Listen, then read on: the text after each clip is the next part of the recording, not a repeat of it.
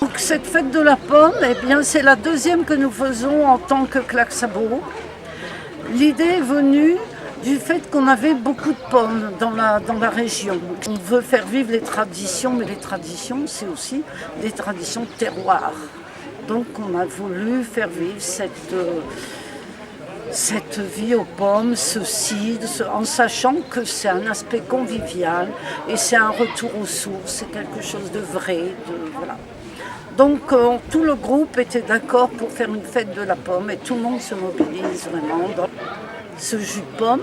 Après on va en faire du cidre et s'il en reste, ce sera notre cidre pour boire pendant nos répétitions, enfin à la fin de nos répétitions bien sûr. Hein.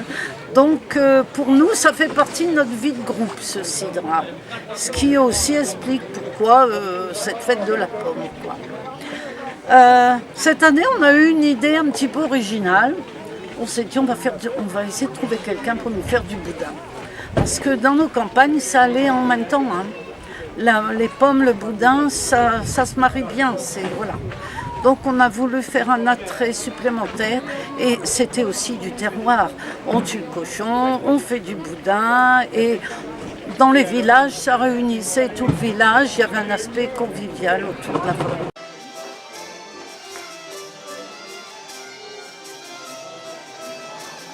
Nous, notre objectif, quand on organise la fête de la pomme, c'est surtout de faire du cidre. Comme on est une association et qu'on n'a pas de verger en propriété, on fait du cidre avec les pommes qu'on trouve, qui ne sont pas forcément des pommes à cidre. Pour les gens, le jus de pomme, c'est un moment, pour les anciens, c'est quelque chose qu'ils ont vu faire dans tous les villages, où on avait souvent tous les cultivateurs qui faisaient leur cidre, et donc tous les gens du village venaient dire bonjour, et puis dans le temps, on avait ça. Aujourd'hui, ça ne se fait plus et donc les associations ont pris le relais. Comment fait-on chez nous le cidre? Alors, dans un premier temps, l'ensemble des pommes qui sont apportées par les bénévoles passe au broyeur. Une fois que la pomme est broyée, on la met dans le pressoir. Quand il y en a suffisamment dans le pressoir, on ferme le pressoir et on tourne une manivelle à cliquer qui permet d'extraire le jus. Qu'est-ce qu'on fait de ce jus? On a dit qu'on le vendait comme jus de pomme le jour de la fête de la pomme, mais quand il nous en reste, et en règle générale il nous en reste à peu près 300 ou 400 litres, ces 300 ou 400 litres, on va les mettre à bouillir. Alors avant de bouillir le cidre, on utilise le mou. Le mou, c'est ce qui reste quand on a extrait le jus de la pomme. On broie la pomme, il y a dedans, dans ce broyage, il y a deux choses. Il y a le mou qui est la partie dure de la pomme, et puis le jus. Alors, et ce mou, on en fait habituellement de la goutte. Alors comment on fait la goutte? On le met à macérer dans des tonneaux qui font entre 50 et 100 litres. Ces tonneaux bleus, on va les laisser une bonne partie de l'hiver avec du sucre, ce qui va augmenter la quantité de gouttes qui va être faite. Pour obtenir le maximum de gouttes, il faut le maximum de sucre. Donc c'est quand même que de la goutte faite avec de la pomme. Dans le temps, les gens chez nous buvaient la goutte régulièrement. Voilà. Pour faire notre cidre, donc le jus de pomme que l'on récupère, la dernière fois c'était 400 litres. Avec ces 400 litres, on va les mettre à bouillir. Alors, ça veut dire qu'on va les maintenir à une température supérieure à 15 degrés. Et pendant 15 jours, le cidre va se faire. Le jus de pomme va se transformer dans la mesure où le sucre va se transformer en alcool. Cette transformation, une fois faite, il y en aura une deuxième qui s'appelle la transformation malolactique. Et donc, une fois cette deuxième transformation faite, le cidre, on va le mettre à décanter, on va le transvaser. On va laisser dans le fond du premier récipient et on va laisser toutes les impuretés qu'on trouve dans le jus de pomme pressé. Ces impuretés se déposant dans le fond, on va laisser le fond et toute cette partie-là ne sera pas utilisée de manière à avoir un cidre qui soit clair.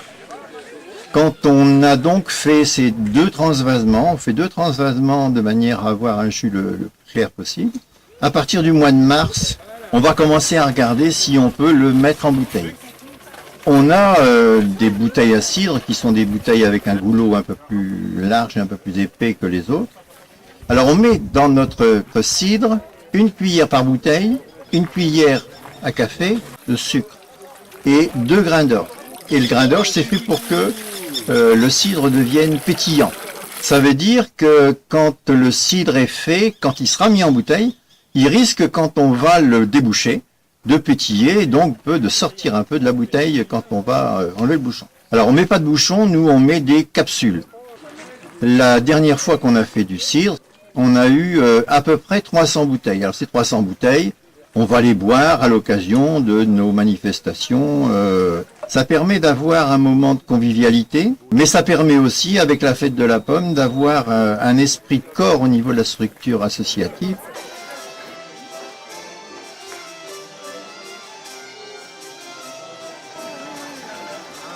Cette année, on a fait du boudin, oui, et puis on a aussi, avec le boudin, vendu de la compote de pommes, on a vendu du jus de pomme, on a vendu du cidre qu'on a fait il y a 2 ans. Alors.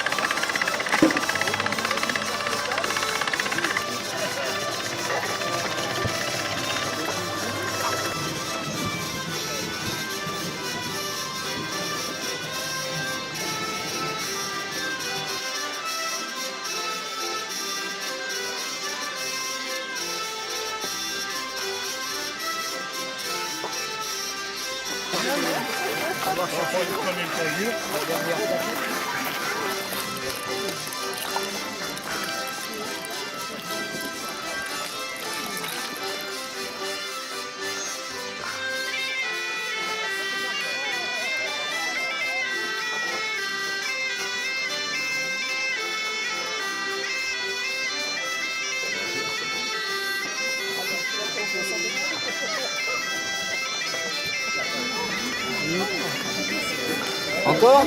Oui.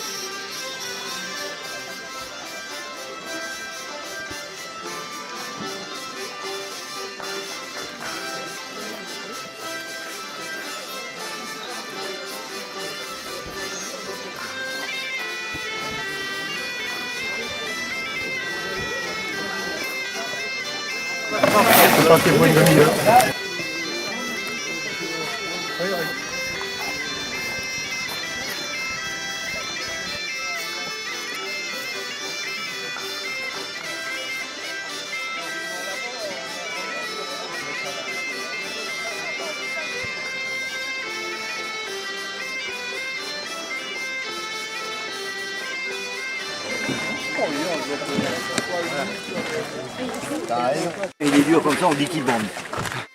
Ah, c'est vrai, vous rigolez?